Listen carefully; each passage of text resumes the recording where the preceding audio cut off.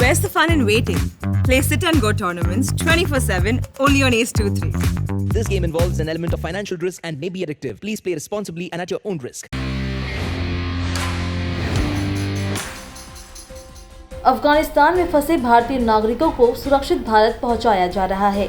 इसी बीच आज AI-1956 flight से 78 यात्री भारत पहुंचे। इन यात्रियों में 25 भारतीय हैं। इस विमान के जरिए गुरु ग्रंथ साहिब की 3 प्रतियां भी दिल्ली लाई गई। दिल्ली एयरपोर्ट पर केंद्रीय मंत्री हरदीप सिंह पुरी समेत अन्य अधिकारियों ने इन प्रतियों को रिसीव किया। केंद्रीय मंत्री हरदीप सिंह पुरी ने कहा कि मैं प्रधानमंत्री को धन्यवाद करना चाहता हूं, जिन्होंने रेस्क्यू ऑपरेशन चलाकर अफगानिस्तान में फंसे हमारे भाइयों को लाना संभव बनाया। बाकी लोगों के लिए भी तैयारियां की जा रही है। Start by thanking the Honorable Prime Minister who has made it possible to carry out these rescue operations to bring our brethren who are in difficult circumstances there. Or arrangements are also being put in place for the remaining people. We are in constant touch with them and I want to compliment the Ministry of External Affairs. Afghanistan के पूर्व उपराष्ट्रपति अमरुल्लाह सालेह ने तालिबान के खिलाफ युद्ध की घोषणा कर दी है। सालेह ने खुद को अफगानिस्तान का कार्यवाहक राष्ट्रपति घोषित किया है। उन्होंने कहा कि तालिबान लड़ाके पंजशीर के प्रवेश द्वार पर बड़ी संख्या में एकत्र हुए हैं। हम तालिबान के खिलाफ लड़ाई लड़ने के लिए तैयार हैं।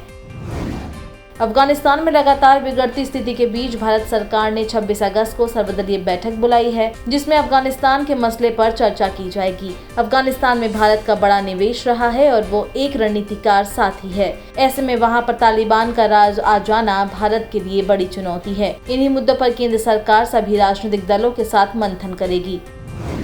अफगानिस्तान में तालिबान के कब्जे के बाद वहां फंसे भारतीयों को निकालने का काम जारी है। अन्य देशों की तरह अफगानिस्तान में फंसे भारतीयों को निकालने के लिए भारत सरकार ऑपरेशन चला रही है। इसी कड़ी में अफगानिस्तान से विमान के जरिए अब तक कुल 146 लोग दिल्ली पहुंच चुके हैं। अफगानिस्तान से भारत लौटे 146 लोगों में से 2 लोगों को कोरोना वायरस की पुष्टि हुई है।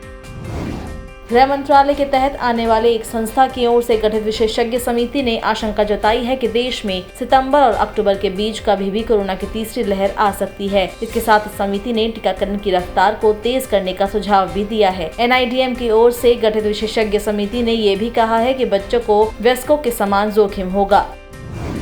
कोरोना वायरस के लगातार दूसरे दिन 25,000 के करीब नए मामले सामने आए हैं। पिछले 24 घंटे में 25,467 मामले दर्ज किए गए। इस दौरान 39,486 मरीज ठीक हुए हैं। देश में अब तक 3,17,20,112 लोग कोरोना को मात देने में सफल रहे हैं। उत्तर प्रदेश में आज से कक्षा 6ठी से 8वीं तक के छात्रों के लिए स्कूल खुल गए हैं। नए मामलों के साथ साथ एक्टिव केसों की संख्या में भी कमी दर्ज की जा रही है। एक्टिव केस कुल मामलों का 0.98% रह गए हैं, जो मार्च 2020 के बाद सबसे कम है। फिलहाल देश में 3,19,551 कोरोना के एक्टिव केस हैं।